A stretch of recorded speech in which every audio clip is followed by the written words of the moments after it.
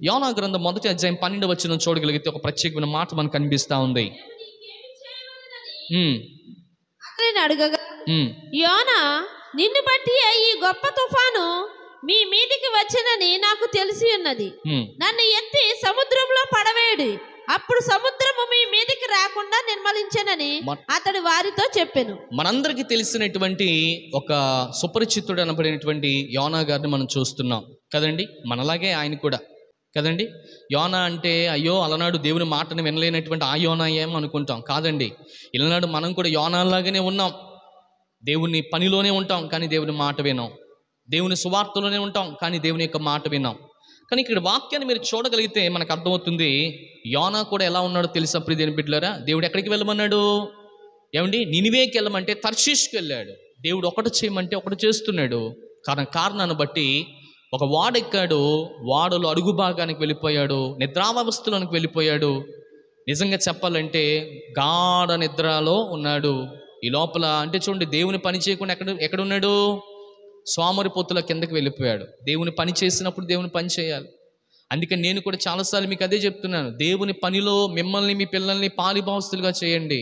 మీరున్నప్పుడే మీ పిల్లలకు చెప్పగలుగుతారు. ఒకవేళ మీరు పిల్లలకి చెప్పలేకపోతున్నారా, ప్రార్థన చేయండి, ప్రభువుకి అప్పగించండి. లేకపోతే ఎప్పుడు నీ భర్తను ప్రభువుకి అప్పగించు, నీ భార్యను ప్రభువుకి అప్పగించు. ప్రభువా, వారికి ఉన్నటువంటి ఆలోచన దేవుని మందిరానికి రాలేనిగా సోమరితత్వంగా చేస్తున్నటువంటి ప్రతి పరిస్థితి నుంచి తీసివేనైనా అని దేవుణ్ణి అడగగలిగితే దేవుడు మీ జీవితంలో కార్యం చేస్తాడు. మీ కుటుంబాన్ని ప్రస్తుత దినాల్లో ఏలుబడి చేస్తున్నటువంటి అంధకార గొప్ప శక్తి ఏదైనా ఉందనంటే ప్రియ దేవుని బిడ్డలారా గమనించండి.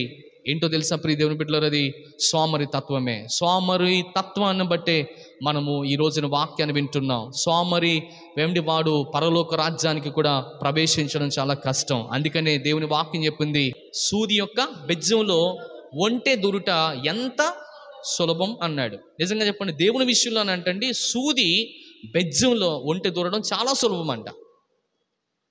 ఇఫ్ ఎనీబడి చేయగలుగుతారు అదేమన్నా?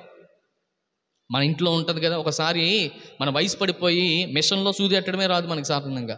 మిషన్ ఎందుకులేండి, ఒంగోని సూది పెట్టాలి అక్కడ కదండి. మామూలుగా సూది పెట్టడానికి మనం ఏం చేస్తాం తెలుసు? ఒకసారి ప్రియ దేవుని బిడ్డలారా ఇలా చూస్తాం. ఏంటి, ఇలా పెడతాం, లైట్కి ఇలా పెట్టేసి దాంట్లో మనం ఇలా పొడుస్తూ ఉంటాం అన్నమాట. అది ఎల్లదా అంటే ఎల్లదయ్యా, దేవునికి స్తోత్రం కదండి. అలా పొడుస్తూ మొత్తానికి 10 సార్లు పిలిచి వెళ్ళకపోతే రే పిల్లడు ఇలా రారా, లేకపోతే ఓ పిల్ల నువ్వు వెళ్ళరా అని చెప్పేసి అప్పుడు ప్రియ దేవుని వాళ్ళు ఎక్కిస్తే కానీ మనకు గతి లేదు. దేవునికి స్తోత్రం, అవునా కదండి. అంటే మన పరిస్థితి ఒకసారి అలా ఉంటుంది.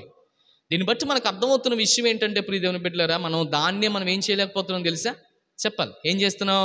సరిగ్గా దాని మీద మనం కాన్సన్ట్రేషన్ చేయలేకపోతున్నాం. కానీ దేవుడు అన్నాడు, సూది బెజ్జంలో ఒంటె దూరుట ఎంతో సులభం అన్నాడు. అంటే ఆయనకి అది సాధ్యం కదండి. మనకేమో సూది బెజ్జంలో దారం దొరడం మనకు అసాధ్యం. దేవునికి స్తోత్రం.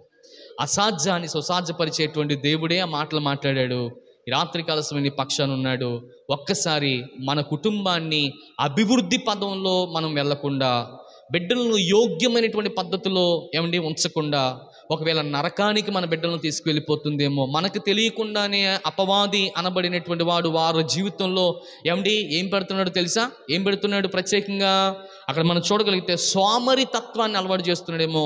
దయచేసి విషయాన్ని గమనించి తల్లులుగా, తండ్రులుగా, ఒకవేళ చెల్లెలుగా, అన్నలుగా, అక్కలుగా మనమందరం ఉండి తోటి వారి కొరకు ప్రార్థించి వారి సోమరి తత్వం నుంచి బయటకు తీసుకురావాలని ప్రార్థనాపూర్వకంగా మనం దేవుని వేడుకోవాలని ప్రభు పేరిట మనం చేస్తున్నాం. దేవుని నామానికి మహిమ కలుగును గాక.